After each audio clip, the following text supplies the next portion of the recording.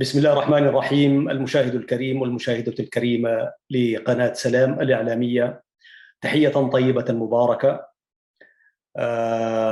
أسأل الله سبحانه وتعالى مشاهدينا الكرام أن يجمعنا دائما على خير ومحبة وسلام. ثم إن الحمد لله نحمده ونستعينه ونستهديه ونعوذ بالله من شرور أنفسنا ومن سيئات أعمالنا. اللهم أهدنا إلى الخير ووفقنا إلى ما تحب وترضى. هذه الحلقة هي رقم 27 وتأتيكم في حلقة متجددة، الحلقات الأسبوعية في برنامج مع اللغة العربية. اليوم سنتحدث عن فن الخطابة والرسائل في اللغة العربية، ثم نقدم نماذج للخطابة والرسائل بإذنه تعالى. ودائما أسعد بلقائكم مشاهدينا الكرام في هذه القناة المباركة، وأرجو سيداتي سادتي أن تهتموا بتقديم ملاحظاتكم وكذلك آراءكم فيما يدعم هذا البرنامج. في فن الخطابة عزيزي المشاهد وعزيزتي المشاهدة، تمتاز اللغة العربية دون غيرها من اللغات بهذا الفن الجميل. وهذا الفن درجت عليه الأمة العربية حتى قبل ظهور الإسلام.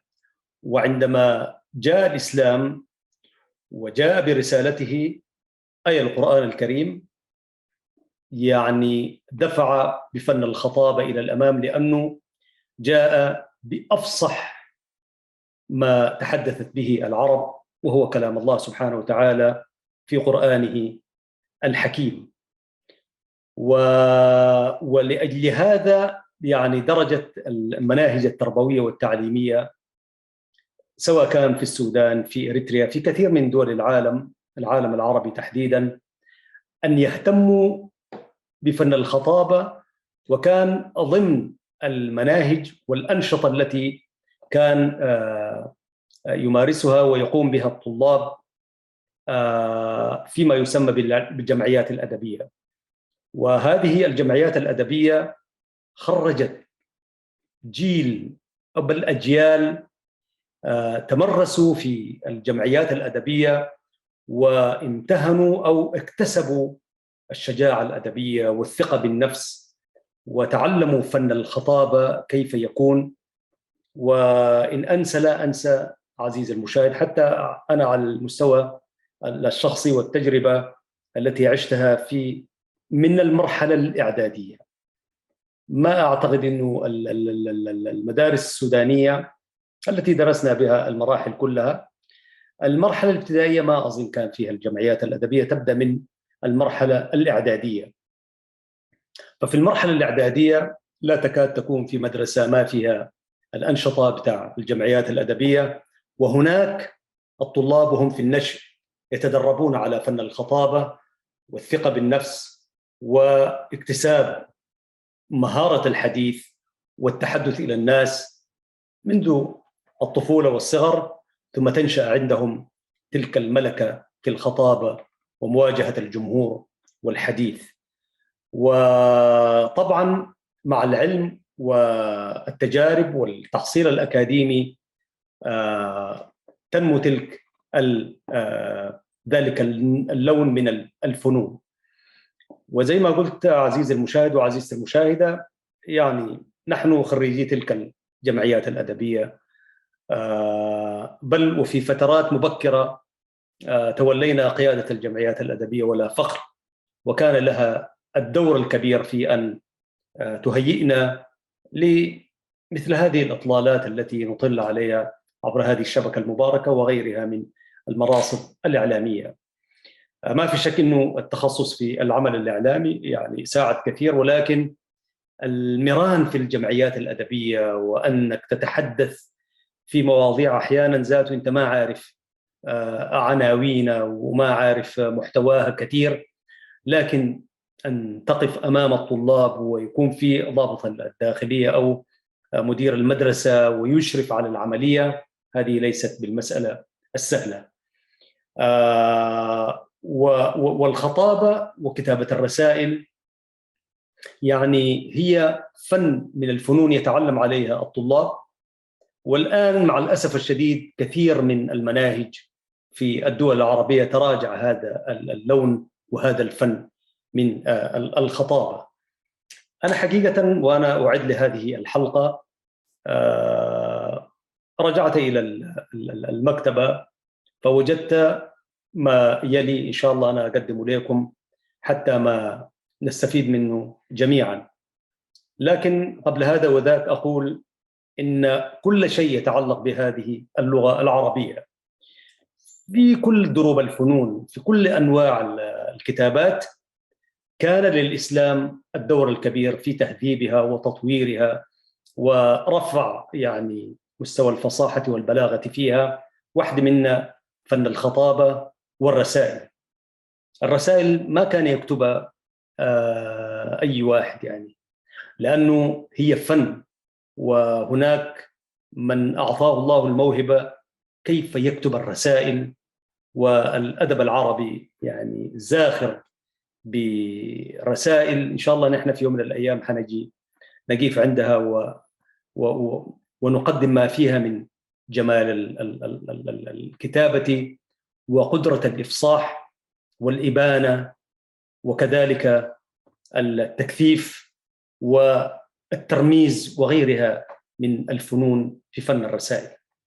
في الخطابة نقول كما هو مكتوب في كثير من المراجع والمراصد التي وقفنا عندها، كانت خطب الصدر الأول من الإسلام في أسمى طبقات الفصاحة والبلاغة، كما ترى ذلك في خطب الخلفاء الراشدين وغيرهم من الصحابة والتابعين.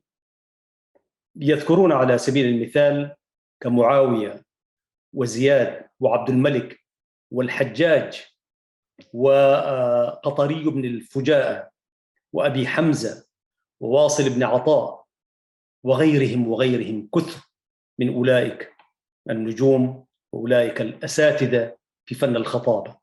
والفضل في ارتقاء الخطابة يرجع إلى الكتاب المبين أي القرآن الكريم من وجوه، كما بين ذلك صاحب كتاب أشهر مشاهير الإسلام، قال في بيان هذه الوجوه: إن القرآن الكريم وإن نزل بلغة القوم التي بها يتخاطبون وبفصاحتها يتفاخرون، إلا أن أساليبه العالية التي أعجزت خطباءهم وفصحاءهم وأخذت بمجامع قلوب ألبستهم ملكة من البلاغة في تخير الأساليب غيرت ملكتهم الأولى. طبعا كل شيء تغير بعد أن استمع الناس إلى القرآن الكريم، حتى في مجال الشعر وحتى في مجال الخطابة أي النثر يعني، وأطلقت ألسنتهم من الوحشية والتعمق الذي كان ديدا كثير من خطبائهم. مع البلاغة ظهر فن الإفصاح، حتى إنهم كانوا يعيبون الخطيب المصقع أو المصقع إذا لم يكن في كلامه شيء من آي القرآن الكريم يعني.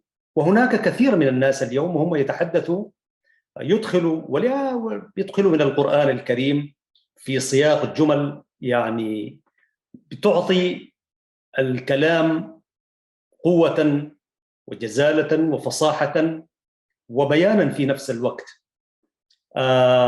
ونذكر طبعا كثير من الكتاب الذين يعمدون إلى القرآن الكريم. هي المسألة أنت ما بتقصدها، لأنه إذا أنت بتقرأ القرآن الكريم كثير أول ما تكتب باللغة العربية تتنزل عليك لغة القرآن، فالاقتباسات تكون من هنا وهناك وكلام يعني، وليس بعد القرآن وأفصح مما هو في القرآن وأبلغ وأقوى في المعنى.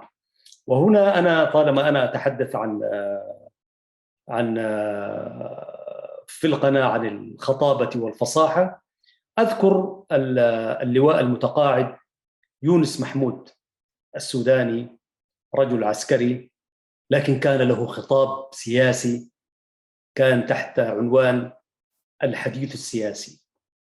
كان بيجي بعد نشرة الساعة الثالثة، النشرة الرئيسية في مدرمان، ده في بدايات الإنقاذ، يعني ثورة الإنقاذ 1989. يعني كان لهذا الخطاب الحديث السياسي يعني أهميته أهم من نشرة الأخبار، وكان حديثا قويا فصيحا. يعني كان يبدأه بسم الله الرحمن الرحيم أيها الشعب السوداني البطل، وينداح في هذه اللغة، يتحدث في السياسة والوضع الراهن في السودان في ذلك الوقت، وكله يسوح في هذا القرآن الكريم. والناس اللي بيقولوا لك فصل الدين عن الدولة دايرين يفصلوا الناس من مثل هذه القيم، زي ما أشرنا في واحدة من الحلقات. والله يعني استمعنا لذلك الحديث السياسي. هو يونس محمود حتى الآن موجود، هو في التقاعد والمعاش، وكان فصيحا يعني بأمانة. يعني الخطاب السياسي، يعني هو في الإذاعة ويتحدث عن الوضع الراهن في السودان، لكن كلامه كان كلام فصيح مبين. وكانت الفرصة سانحة عزيزي المشاهد أن شاهدنا هذا الرجل، حيث كنا في المرحلة في الصف الثالث في الجامعة، في العام الثالث يعني في أم درمان الإسلامية، لزملائي وأساتذتي كل التجلة والتقدير والتحية والسلام. فجاءنا في ندوة العقيد يونس محمود، ساعتها كان عقيد، فكلنا يعني نحن نستمع إلى هذا الصوت القوي فيه فن الخطابة، أنموذج لفن الخطابة. فمنتظرين من هذا اليونس محمود، إذا به رجلا نحيفا اعتلى المنصة في المسرح في دار اتحاد الطلاب بجامعة درمان الإسلامية في درمان، بالقرب من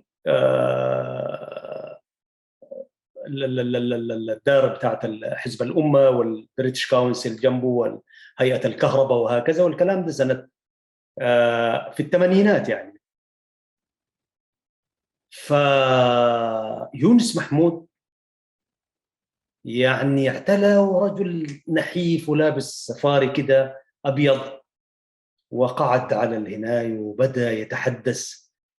رجل فصيح يعني بأمانة، ولحد الليلة أنا أذكر ذلك المساء. من الذين كانوا يكتبون برضو بلغة فيها الفصاحة والخطابة برضو المرحوم المحامي أحمد سليمان، كان بيكتب في جريدة الراية تحت عنوان على مسؤوليتي. وكانت الراية تبيع فقط لهذا العمود كانت تسحب ما شاء الله لا من السحب. وبرضو جانا المرحوم أحمد سليمان المحامي، فقام قدم لنا ندوة في فن الخطابة وفن الرسائل يعني. فسئل، قالوا له متى تكتب مقالتك الصحفية؟ والمقالة كلها كلام مقاعد فيه القرآن وفيه الأحاديث وفيه ما شاء الله يعني، رغم أنه خلفيته المحامي الله يرحمه أحمد سليمان كان لونا يساريا، ولكنه طبعا يعني دافع عن الإسلام، يعني كان من الذين نظروا للفكر الإسلامي يعني رحمة الله عليه. فعندما سئل قال أنا رابع أربعة، مع الأسف الشديد أدخلوا الفكر اليساري، الفكر الشيوعي الاشتراكي في السودان، وكنت رابع أربعة قال، ولذلك ومن السودان انداح الفكر اليساري في المنظومة العربية قال. فعندما اهتدى، وكثير من أولئك اليساريين عندما عادوا إلى الإسلام قبلوا بلاء حسنا، كتار منهم نذكر برضو المحامي عبد الباسط السبدرات.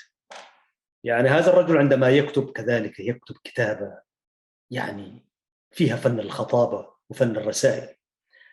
في إجابته قال المحامي أحمد سليمان رحمة الله عليه: لأنني رابع أربعة دخلوا هذا الفكر الغير سوي للسودان وانداح إلى المنظومة العربية، فأتعمد دوما أن أكتبه بعد صلاة الفجر مباشرة وأنا جالس على المصلاية والحصير. قال كمان هي مصلايتي المصلاية السودانية المعروفة. قال بعد ما أكمل الفريضة وأنا بتلك الروحانيات الصباحية الإيمانية المعتقة أكتب مقالتي وأنا جالس على المصلى، أخلص المقال ثم أذهب إلى النوم. الوقت ده كان كبير طبعا، كان في عمر 70 عندما جاء في الندوة في جامعة درمان الإسلامية. ثم يأتي بعد ذلك الساعة 9:30 ولا 10 يجي بتاع الجريدة ويأخذ المقال وخلاص انتهت هكذا. فقال أنا أكتبه. والله أنا أخذت فكرة من هذا المحامي الكاتب الجيد. فالحاجات الجادة والهامة حتى عندما يتلبسنا الشعر كده بشياطينه يعني كما يقال، برضو نكتبه في الفترات الصباحية بعد الصبح يعني، لأنه الواحد يكون ذهنه حاضر. فالآن في العمل الإعلامي الذي أقرأه وأشاهده وأتابعه برضو هناك مدارس تنحو إلى هذا النحو من فن الخطابة، الفن الكلام المرتكز على مقتبسات من القرآن الكريم والأحاديث النبوية. وبرضه لا نزال في الدائرة السودانية نحن هكذا يعني، دي مدارسنا التي نشأنا عليها. الصحفي الكبير فوزي بشرى في قناة الجزيرة له لغة رصينة وفعلا فيها خطاب مكتنز.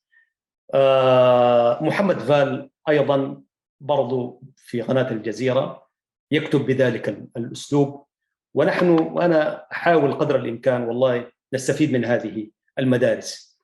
وأقول أرجع تاني إنه لقراءة القرآن الكريم بشكل دائم والاستماع إلى القراءات وهكذا يهذب ويفصح ويرتقي بلغة الخطيب ولغة الكاتب، سواء كنت صحفي أو كنت سياسي. وعندما تستشهد وتداخل الكلمات والكلمات القرآن الكريم وتراكيبه وجمله لحديثك يكون له قيمة ومعنى. هذا على هامش الحديث عزيزي المشاهد وعزيزتي المشاهدة. فقد روى الجاحظ أن العرب كانوا يستحسنون أن يكون في الخطب يوم الحفل وفي الكلام يوم الجمع آي من القرآن الكريم. كانوا يستحسنوا ونستحسنه نحن، ودائما ما فيه شيء من القرآن الكريم وكده بتاع ما بتشوف فيه حاجات كثيرة. برضو أذكر على هامش الحديث فتح الضوء وكاتب سوداني أيضا له التحية من هنا، كنا أيام في أسمرة، برضو يكتب بذلك الأسلوب في مقالاته طويلة يعني، له التحية من هنا. ولذلك فإن ذلك مما يورث الكلام ويورثه البهاء والوقار وحسن الموقع. ما جاء في القرآن من الترغيب والإرهاب على الأسلوب البالغ حد الإيجاز، وما كان له من التأثير في الضمائر والأخذ بشكائم النفوس أعانهم على التفنن في أساليب الوعظ الخطابي عند حلول الأزمات. وبعدين أنا حاجيب لكم نموذج لفن الخطابة، وحقدم النموذج ده لسيدنا أبو بكر الصديق رضي الله عنه أول الخلفاء الراشدين، كيف كان خطابه الأول بعد وفاة المصطفى صلى الله عليه وسلم. ده نموذج، لأن وفاة المصطفى صلى الله عليه وسلم لم يكن حدثا عاديا. صاحب الرسالة يموت كما يموت كل الأنبياء والبشر، والناس بين مصدق ومكذب. هنا في هذا الهول حتى يعني خرجوا الناس وخرجوا يعني كبار الصحابة عن طورهم، إلى أن وصل ببعض الخلفاء ومنهم الخليفة عمر رضي الله عنه، قال بيقول محمد صلى الله عليه وسلم مات سأقطع عنقه، أرجو أن لا أكون مخطئا. وهكذا، فهذا كان يعني حدث اهتزت له النفوس وتهتز له الدنيا. يعني فأن يأتي الخطاب في تلك الأحداث المتلخمة طبعا لابد أن يكون خطاب الساعة، خطاب أهم حدث لنقلة يعني، والدولة الإسلامية في مستهل عهدها، ورأينا كيف المرتدون أعلنوا ارتدادهم، وكيف ولولا شكيمة الخليفة سيدنا أبو بكر الصديق رضي الله عنه وقراره التاريخي الذي أخذه على محمل الجد وأعلن حربه الصريحة على كل من يتراجع ويتنكب الطريق، إلى أن قال: والله لو منعوني عقال بعير كانوا يؤدونه إلى المصطفى صلى الله عليه وسلم لحاربتهم عليه. ولولا تلك الوقفة وذلك القرار الشجاع، القرار الإيمان الكبير، لكان حالنا غير هذه الحالة التي تقوى بها بعدها الإسلام وانتشرت الفتوحات إلى آخره.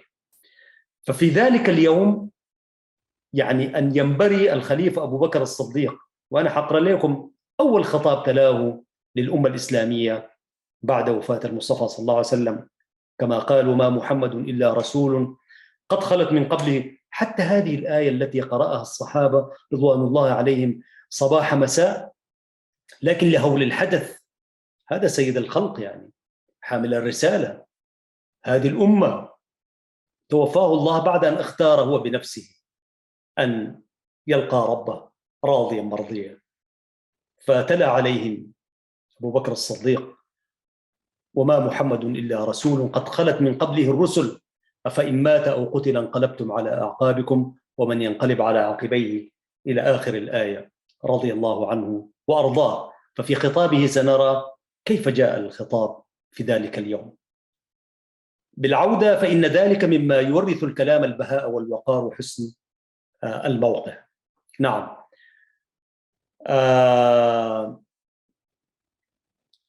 تقول المراجع: ذلك الأسلوب أعانهم على التفنن، يعني الأسلوب الذي جاء به القرآن الكريم أعانهم على التفنن في أساليب الوعظ الخطابي عند حلول الأزمات أو الحاجة إلى تأليف قلوب الجماعات.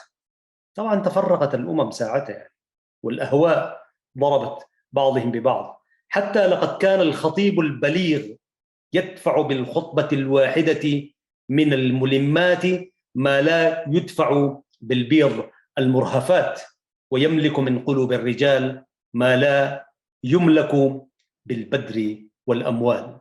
فعلا الخطيب الذي يمتلك ناصية الكلام هو يستطيع أن يؤثر ويعمل ما لم تفعله حتى البيض المرهفات.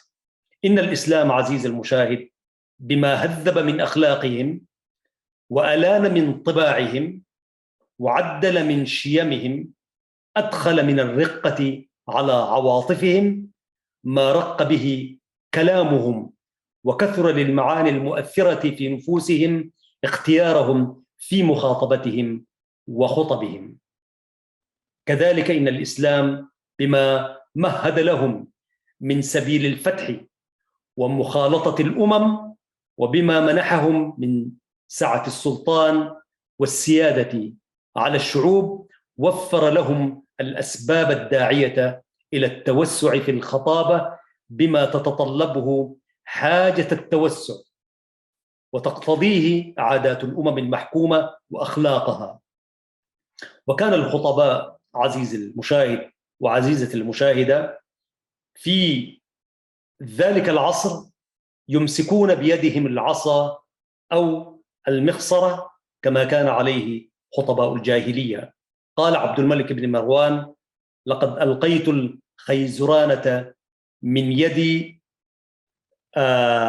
لو ألقيت الخيزرانة الخيزرانة من يدي لذهب شطر كلامي. يعني والإنسان على ما تعود، يعني لو ألقى الخيزرانة من يده لذهب شطر كلامه، يعني نصف كلامه. الآن عزيزي المشاهد وعزيزتي المشاهدة،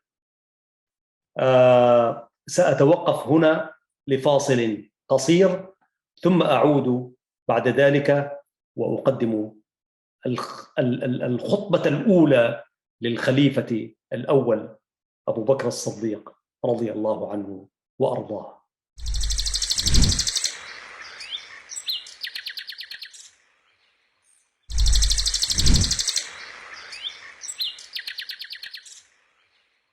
أحييكم مرة ثانية أعزائي المشاهدين لهذه الحلقة، وهي الحلقة 27 في برنامج مع اللغة العربية، ونتحدث اليوم عن فن الخطابة. وإذا ما اتسع بنا الوقت ربما نتحدث عن فن الرسائل، الكتابة، كتابة الرسالة. تقول المعلومة التي أمامي: عندما بويع الخليفة أبو بكر الصديق رضي الله عنه وأرضاه، وخلونا برضو نتحدث عن سيرة موجزة عن الخليفة الأول. هو أبو بكر الصديق رضي الله عنه. أبو بكر الصديق عبد الله بن أبي قحافة القرشي، أول الخلفاء الراشدين، ومن العشر المبشرين بالجنة، وهو رفيق الرسول صلى الله عليه وسلم محمد بن عبد الله عند هجرته إلى المدينة المنورة. أكثر الصحابة إيمانا وزهدا، وأحب الناس إلى النبي محمد صلى الله عليه وسلم. ورغم ذلك فإن النبي صلى الله عليه وسلم أثناء هجرته إلى المدينة لم يخبره كما تقول السيرة إلا في الدقائق الأخيرة. حتى سأل الخليفة: برضو مني يا رسول الله؟ يعني وهو دائما كان يقول له الرفقة الرفقة كما هو معلوم. تقول لنا يا نبي الله في الدقائق الأخيرة، يعني مني أنا وأنا صاحبك. فقال له صلى الله عليه وسلم يعني فيما معناه إنها الهجرة، ولا بد من كتم المسائل حتى لأعز الأصدقاء. والخليفة أبو بكر الصديق رضي الله عنه عز أصدقاء المصطفى صلى الله عليه وسلم، فقال له إنها الهجرة. وهكذا اقتضت الأمور أن يكون برضو محتفظ. والهجرة لم تكن كهجراتنا نحن، هجرات من بلد لبلد. كانت الهجرة وسط مؤامرات، يعني بمفهومنا اليوم إقليمية ودولية، شرقها وغربها، ومؤامرات يعني قريش وأعوانه. يعني كانت المسألة في غاية الخطورة. وأنا والله وأنا أتوجه قبل كذا سنوات قطار الحرمين الجديد من مكة إلى المدينة المنورة، يعني سبحان الله مسافة وإنت تقطع بالقطار، فطوالي يجيك الإحساس كيف قطع المصطفى صلى الله عليه وسلم هذه القفار والصحارى، يعني والعيون تتربص به والإغراءات والمغريات والجوائز التي رصدتها قريش. يعني ما دارين نمشي في حاجات ثانية، لكن إنه هذا هو أبو بكر الصديق. ولد بمكة المكرمة سنة 573 ميلادية بعد عام الفيل بسنتين و6 أشهر، وكان أول الرجال إسلاما، وتوفي في العام 13 الهجري. تولى الخلافة من عام 632 ميلادية إلى 634 ميلادية، وفي عهده فتحت فتوحات الشام وفتوحات العراق، وفي عهده جمع القرآن، حيث أمر رضي الله عنه زيد بن ثابت أن يجمع القرآن الكريم. عندما بويع سيدنا أبو بكر الصديق بالخلافة خطب للناس يحثهم على الصدق والجهاد في سبيل الله. وحذر من المعصية ومن مخالفة ولي الأمر ما دام مطيعا لله تعالى. نأتي الآن إلى هذا الخطاب. يقول الخليفة رضي الله عنه وأرضاه: أيها الناس، فإني قد وليت عليكم ولست بخيركم، والضعيف فيكم قوي عندي حتى آخذ الحق له، والقوي منكم ضعيف عندي حتى آخذ الحق منه. لا يدع أحد منكم الجهاد في سبيل الله، فإنه لا يدعه قوم إلا ضربهم الله بالذل، ولا تشيع الفاحشة في قوم إلا عمهم الله بالبلاء، وإنما أنا متبع ولست بمبتدع، فإن استقمت فاتبعوني، وإن زغت فقوموني، وإنكم تردون وتروحون في أجل قد غيب عنكم علمه، فإن استطعتم أن لا يمضي هذا الأجل إلا وأنتم في عمل صالح فافعلوا، وإن الله لا يقبل من الأعمال إلا ما أريد به وجهه، فأريدوه بأعمالكم، وإنما أخلصتم لله من أعمالكم فطاعة أتيتموها، وضرائب أديتموها، وسلف قدمتموه من أيام فانية لأخرى باقية لحين فقركم وحاجتكم. اعتبروا عباد الله بمن مات منكم، وتفكروا من كان قبلكم أين كانوا أمس وأين هم اليوم.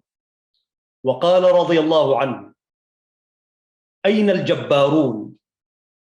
أين الذين كان لهم ذكر القتال والغلبة في مواطن الحروب؟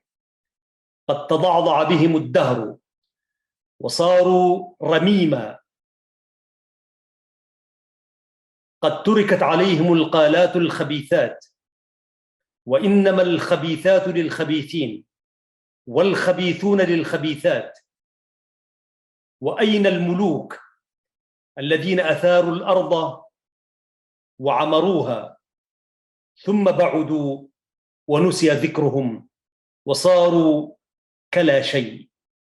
وتابع رضي الله عنه وأرضاه الخليفة أبو بكر الصديق رضي الله عنه في أول خطابه بعد وفاة المصطفى والبيعة له، قال: ألا وإن الله قد أبقى عليهم التبعات وقطع عنهم الشهوات، ومضوا والأعمال أعمالهم، والدنيا دنيا غيرهم، وبقينا خلفا من بعدهم، فإن نحن اعتبرنا بهم نجونا، وإن اغتررنا كنا مثلهم. أين الوضاء الحسن وجوههم؟ المعجبون بشبابهم صاروا ترابا، وصار ما فرطوا فيه حسرة عليهم. أين الذين بنوا المدائن وحصنوها بالحوائط وجعلوا فيها الأعاجيب؟ قد تركوها لمن خلفهم، فتلك مساكنهم خاوية وهم في ظلمات القبور. هل تحس منهم من أحد أو تسمع لهم ركزا؟ أين من تعرفون من أبنائكم وأخوانكم؟ قد انتهت بهم آجالهم، فوردوا ما قدموا فحلوا عليه، وأقاموا للشقوة وللسعادة بعد الموت. ألا إن الله ليس بينه وبين أحد من خلقه سبب يعطيه به خيرا ولا يصرف به عنه سوءا إلا بطاعته واتباع أمره. واعلموا أنكم عبيد مدينون، وأن ما عنده لا يدرك إلا بطاعته. رضي الله عنه وأرضاه، الخليفة الأول أبو بكر الصديق رضي الله عنه. هذا مقتبس من أول خطاب لرئيس الدولة الإسلامية بعد وفاة المصطفى صلى الله عليه وسلم، أمير الخلفاء، أمير الأمة، قائد الركب لأمة الإسلام في الكون. يعني عزيزي المشاهد، لو جلسنا نحلل كلمة كلمة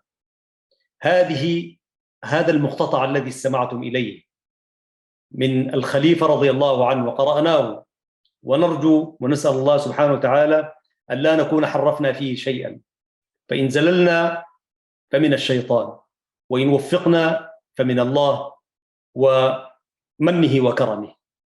لو جلسنا نحلل هذا الخطاب، هذه الجزئية من الخطاب التي فيها 3 فقرات، فيها كل شيء في هذه الدنيا، لأنه يتحدث إلى الأمة الإسلامية، ليس إلى أولئك الذين تنازعتهم الأهواء وتناوشتهم إغراءات الدنيا بعد وفاة المصطفى صلى الله عليه وسلم، ولكن هذا الخطاب هو قائم إلى أن يرث الله الأرض ومن عليها إلى يوم الدين. هذا خطاب يعني فيه حكمة بالغة، فيه خيري الدنيا والآخرة ولكل الأمم والدنيا. هل في فقرة في هذا الخطاب يعني لا تعنينا نحن اليوم الذين جئنا بعد الكلام ده؟ سنة كم؟ سنة عندما تولى الخلافة سنة 632 وتوفي رضي الله عنه 34. يعني اليوم نحن 2000، خلينا نقول 22. كم من السنوات؟ وسيظل هذا الخطاب يخاطب كل الأمم، ليس المسلمين وحدهم على فكرة، كل من على هذه الأرض، لأنه يعني إن الدين عند الله الإسلام، ومن هو خارج الملة ربنا قد يهديه ويدخل إلى هذه الملة. فإن هذا الخطاب هو خطاب للبشرية. فشوف قوة الخطابة كيف كانت، وكيف حشد هذه القيم الدينية والدنيا كيف تكون، وكيف هو الصراع بين الحق والباطل، وفي مسألة العدل والمساواة، وتناول مسألة الدفاع عن حمى هذا الدين الحنيف. وإذا ما احتمى الناس وحموا هذا الدين كيف ستصير أمورهم. ثم أكد على أنه رجل يتبع ما جاء به المصطفى صلى الله عليه وسلم وسيتبع خطاه، ويطلب منهم الشفافية التي يعني الناس تتحدث بها ويقول الشفافية والديمقراطية وما إلى ذلك. هو من أول خطاب يقول: فإن استقمت فاتبعوني وإن زغت فقوموني. حتى شوف الاختيار بتاعت الاستقامة والزوغ يعني. ويتحدث بعد ذلك عن أهمية العمل الصالح، ويتحدث علاقة الإنسان بربه، وكيف الله سبحانه وتعالى كل متساوون أمامه، وليس هنالك شيء مما يقرب هذا ويبعد ذاك. ثم يأتي إلى يعني خطورة التباهي بالقوة، وأنت أعظم دولة وأعظم السلاطين وما إلى ذلك. يقول: أين أولئك الجبابرة؟ أين الذين غلبت عليهم يعني بقوتهم، غلبوا وما غلبوا، وفي النهاية أصبحوا صاروا رميمة. ويتحدث كذلك عن يعني حتى الملوك، يتحدث عن فلسفة الحياة، فلسفة الحياة، ماذا يبقى منها من العمل الصالح. ثم بيتحدث عن ضرورة الالتزام بالقيم والأعمال الحسنى بين الناس، ويعني فيها كمية من الحقائق والوعظ وكل ده. وشوف الناس ساعات المصطفى صلى الله عليه وسلم يعني إلى الرفيق الأعلى، والناس لسه على الدولة الإسلامية تتناوشها وتربص بها الأعداء من هنا وهناك، والنفوس برضو لسه يعني. فتخيل كيف حشد هذا القدر من وعظ الناس وتقديم الخطاب الرصين القوي.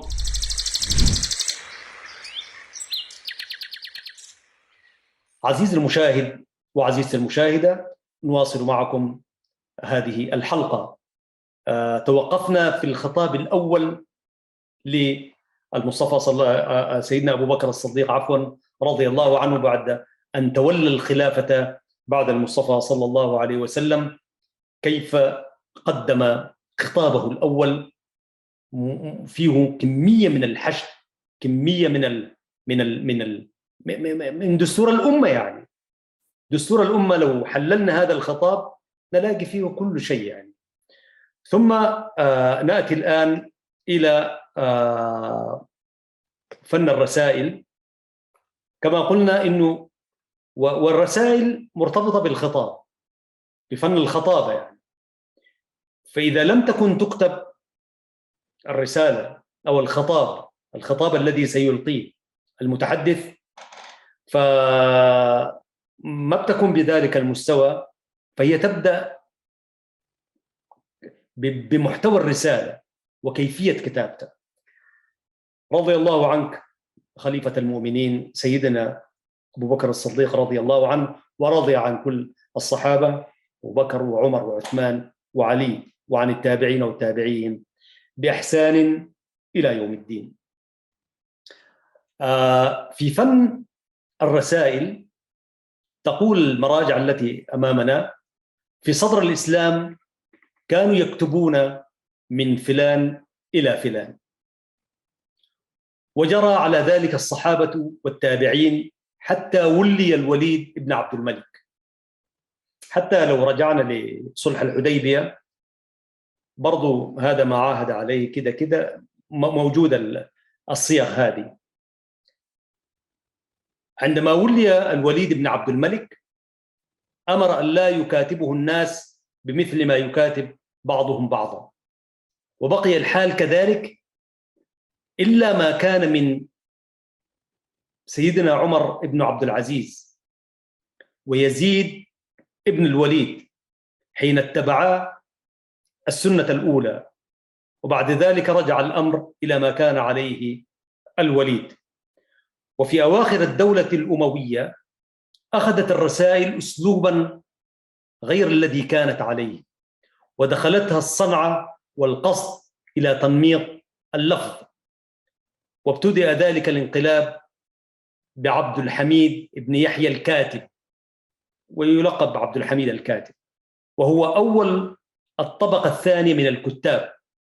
طبعا يعني عبد الحميد الكاتب يعني لمن أراد أن يتعلم فن الكتابة وكيفية الرسائل يعود إلى الكتاب أو كتابات عبد الحميد بن يحيى الكاتب. وكانت الرسائل قبل عبد الحميد موجزة غالبا، ثم طورت لاقتضاء المقام تطويلها. أعزائي المشاهدين، سنقف هنا، لكن برضو سأعود وأقدم لكم نموذج من الرسائل المكتوبة بعناية ومقدمة إلى جهة بعينها، كيف تكتب الرسائل بلغة فصيحة، وإذا ما قدمت كخطبة برضو يكون لها القوة والبلاغة الفصيحة. لحظات وأعود إليكم مشاهدي الكرام في نموذج لرسائل قوية.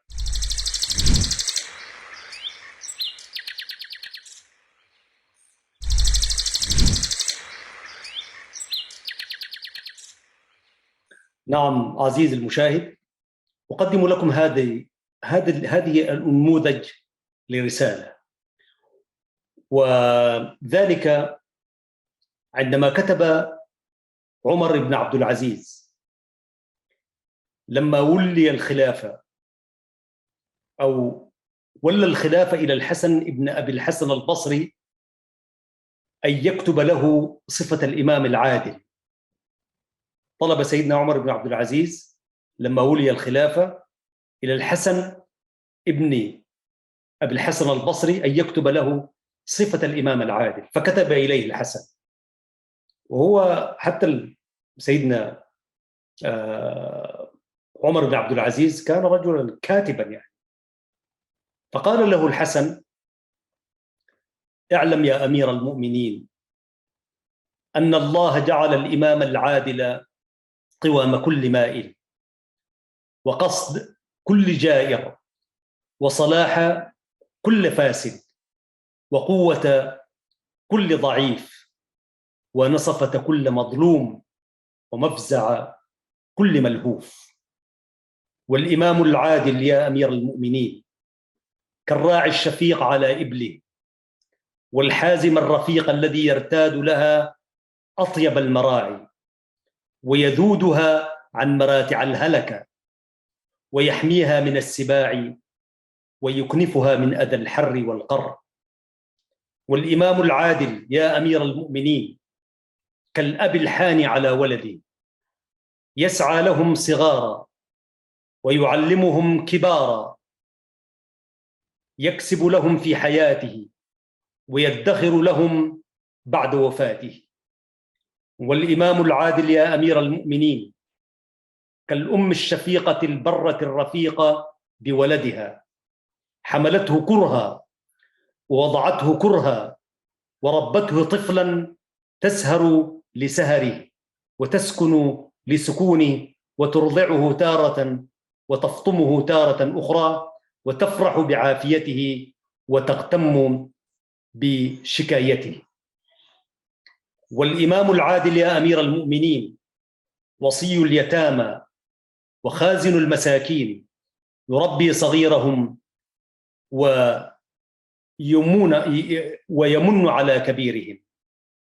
والإمام العادل يا أمير المؤمنين كالقلب بين الجوارح، تصلح الجوارح بصلاحه وتفسد بفساده. والإمام العادل يا أمير المؤمنين هو القائم بين الله وعباده، يسمع كلام الله ويسمعهم، وينظر إلى الله ويريهم، وينقاد لله ويقودهم. فلا تكن يا أمير المؤمنين فيما ملكك الله كعبد ائتمنه سيده واستحفظه ماله وعياله، فبدد المال وشرد العيال، فأفقر أهله وأهلك ماله.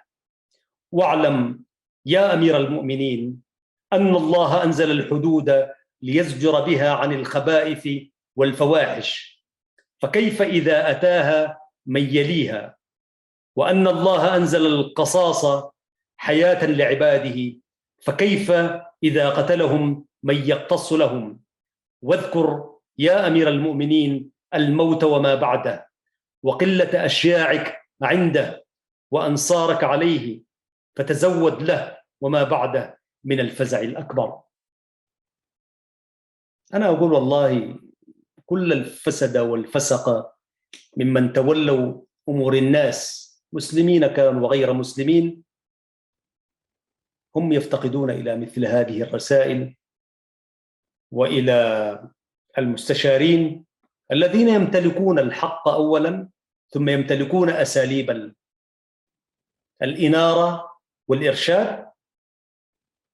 أعتقد لو من الله عليهم وحظيوا بمثل هذه الحظوة من الصداقة والحاشية، أنا أعتقد كثير على الأقل من الأمة التي حكمت عدد من الدول الإسلامية من الذين يعني توفاهم الله، يعني أنا أعتقد لو كانوا لقوا من يبصر بصيرتهم بمثل هذا الكلام، لأن الكلام المقعد بيخليك بتقيف يعني فعلا. لكن طبعا الحاشية دائما هي محشية طبعا من هنا وهناك، والناس ذاتها ما بتفهم تتكلم كيف وكده بتاع، فيسوغ الناس. لا راعي يعني يحفظ حق الرعية، ولا الرعية تحفظ للراعي مكانته. وهكذا دواليك كما كان يقول أستاذنا وشيخنا الكبير الشيخ إبراهيم الأشقر رحمة الله عليه، إمام المسجد الكبير في مدينة كسلة. كان برضو من الناس الفصيحين بالمناسبة رحمة الله عليه.